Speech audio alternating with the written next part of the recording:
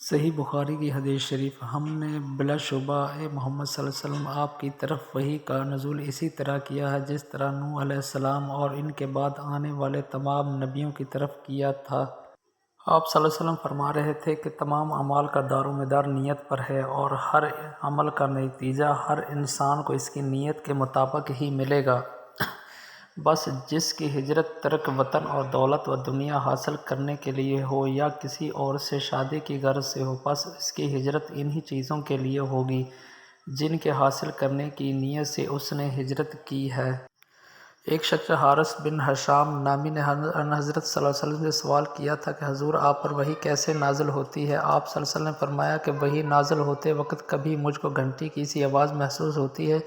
اور وحی کی یہ کیفیت مجھ پر بہت شاق گزرتی ہے۔ جب یہ کیفیت ختم ہوتی ہے تو میرے دل و دماغ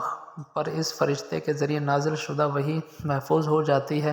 اور اسی وقت ایسا ہوتا ہے کہ فرشتہ بشکل انسان میرے پاس آتا ہے اور مجھ سے کلام کرتا ہے، پس میں اس کا کہا ہوا یاد رکھ لیتا ہوں۔ حضرت عائشہ رضی اللہ عنہ کا بیان ہے کہ میں نے سخت کڑاکے کی سردی میں حضرت صلی اللہ علیہ وسلم کو دیکھا کہ آپ صلی اللہ علیہ وسلم پر وحی نازل ہوئی اور جب اس کا سلسلہ موقوف ہوا تو آپ صلی اللہ علیہ وسلم کی پیشانی پسینے سے شرابور تھی۔